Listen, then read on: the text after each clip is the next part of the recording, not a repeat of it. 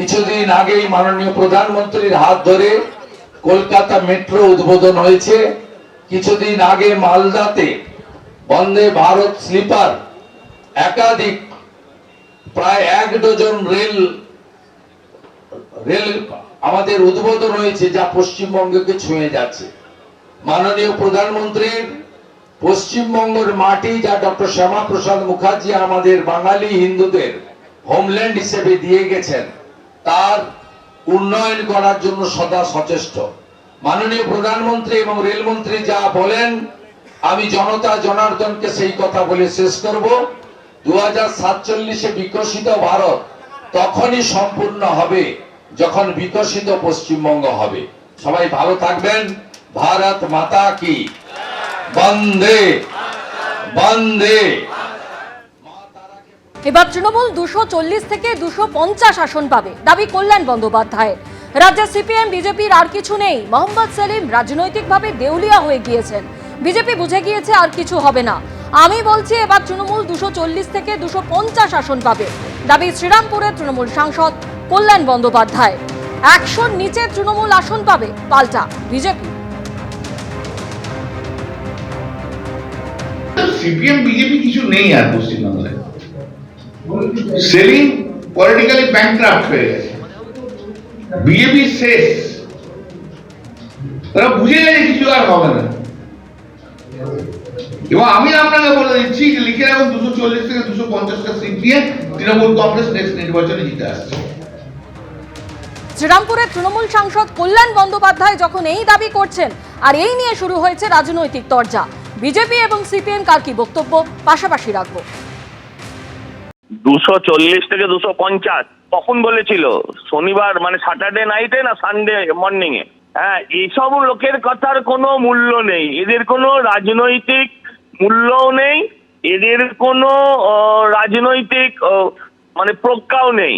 এতই যদি জানে যে সব সিটেই ওরা জিতবে, 250 সিটে জিতবে, তাহলে একবার কলকাতা হাইকোর্ট আর একবার সুপ্রিম কোর্ট ছুটে বেড়াচ্ছে কেন পাগলের মতন? নিজেই দৌড়চ্ছে, সঙ্গে পিসিকেও নিয়ে দৌড় করাচ্ছে।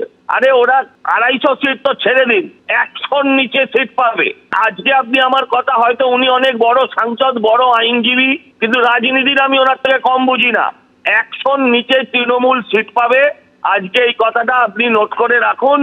কল্যাণ ব্যানার্জি একটা ক্যারিকেচার পার্টি, তার কথার উত্তর দেওয়াটা খুব সম্মানজনক বলে আমি নিজেকে মনে করি না। উনি বলেছেন 240-50টা কি একটা আসন পাবে। মোদির আশীর্বাদ নিয়ে মমতা 294 পেলেই অসুবিধা কি? ওটা তো আরএসএস ঠিক করে দেবে মমতা কটা আর বিজেপি কটা, তৃণমূল কটা আর বিজেপি কটা। না বোঝার কি আছে? এটা কোনো ভোটার লিস্ট হচ্ছে নাকি? নির্ভুল ভোটার লিস্টের জায়গায় এসআইআর এর নামে যা নির্বাচন কমিশন করছে, এটা কার্যত ভোট জেতা হারার একটা অঙ্ক করে করছে। এবং মমতা ব্যানার্জি পুরো সময়টা চুপ করে থাকলেন, শুনানি শেষে 3 দিন আগে গিয়ে হাজির হলেন। না বোঝার কিছু নেই তো। মোহাম্মদ সেলিম ফালতু, এসব বাজে কথা বলার যোগ্যতা এখনো পর্যন্ত কল্যাণ ব্যানার্জিদের হয়নি। পার্লামেন্টের সামনে আয়নায় গিয়ে নিজের মুখ দেখুক, দেখলে বুঝতে পারবে বামপন্থা ছাড়া বাংলার যেকোনো সম্ভব না। সিপিআইএম হারেনি, হেরেছে বাংলার মানুষ। মে মাসের প্রথম সপ্তাহে বা এপ্রিলের দ্বিতীয় সপ্তাহে সরকার গঠন করবে বিজেপি, হুঙ্কার শুভেন্দু অধিকারী।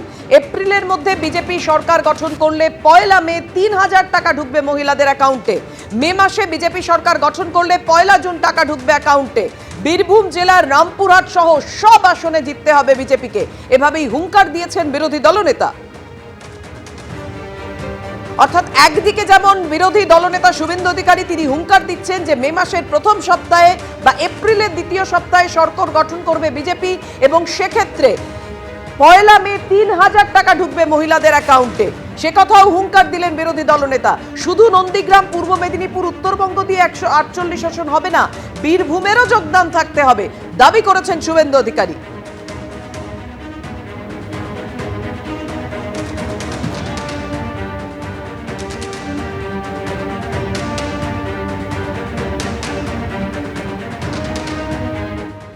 মাসে বিজেপি সরকার হবে প্রথম সপ্তাহে বা এপ্রিলের তৃতীয় সপ্তাহে। এপ্রিলের মধ্যে যদি বিজেপি সরকার হয়, 1 মে 3000 টাকা ঢুকবে মহিলাদের অ্যাকাউন্টে। আর মে মাসে যদি বিজেপির সরকার হয় 1 জুন ঢুকবে আপনাদের অ্যাকাউন্টে। শুধু মহিলাদের নয়, বার্ধক্য ভাতা, বিধবা ভাতা, দিব্যাঙ্গ ভাতা, তফসিলি ভাতা, তফসিলি উপজাতি ভাতা, লোকপ্রসার শিল্পী ভাতা, সব ভাতার ক্ষেত্রেই আগামী দিনে ভারতীয় জনতা পার্টি সংকল্পপত্রে যে কমিটমেন্ট ঘোষণা করবে সেটাই আমরা রাখবো। তৃণমূল কংগ্রেসকে টাটা বাই বাই করার সময় এসে গেছে। বীরভূম জেলার অধিকাংশ সিট না দিলে এই রাজ্যে ডবল ইঞ্জিনের সরকার হবে কি করে? তৈরি হন। বীরভূম জেলার রামপুরহাট সহ প্রতিটা সিট দিতে হবে। রামপুরহাট তো বিজেপির জায়গা, 19-এ আপনারা লিড দিয়েছিলেন, দিচ্ছেন তো রামপুরহাট। শুধু নন্দীগ্রাম, পূর্ব মেদিনীপুর দিয়ে 148 হবে না, উত্তরবঙ্গ দিয়ে হবে না, বীরভূমেরও যোগদান থাকতে হবে। মা তারার জায়গা আপনাদের দিতে হবে। অর্থাৎ বিরোধী দলনেতা শুভেন্দু অধিকারী তিনি হুঙ্কার দিলেন মে মাসের প্রথম সপ্তাহে বা এপ্রিলের দ্বিতীয় সপ্তাহে সরকার গঠন করবে বিজেপি। আর সরকার যে মাসে গঠন করবে পরের মাসে একের পর এক ভাতা সেটাও ঘোষণা করলেন আজকে শুভেন্দু অধিকারী। দাবি করছেন তিনি মে মাসে বিজেপি সরকার গঠন করলে 1 জুন টাকা ঢুকবে অ্যাকাউন্টে, আর এপ্রিল মাসে গঠন করলে মে মাসে টাকা ঢুকবে অ্যাকাউন্টে। বীরভূম জেলার রামপুরহাট সহ সমস্ত আসনেই জিততে হবে বিজেপিকে, এবং সেখানে তিনি একেবারে আসন ধরে ধরে, জায়গা ধরে ধরে বলছেন যে শুধু নন্দীগ্রাম বা পূর্ব মেদিনীপুর, উত্তরবঙ্গ দিয়ে 148 আসন হবে না, বীরভূমেরও যোগদান থাকতে হবে দাবি করেছেন বিরোধী দলনেতা। পাল্টা কুণাল ঘোষ কি বললেন দেখুন। শুভেন্দু অধিকারী একজন ফ্লপ জ্যোতিষী, তো সুতরাং উনি এই ক্যালেন্ডার পলিটিক্স পছন্দ করেন।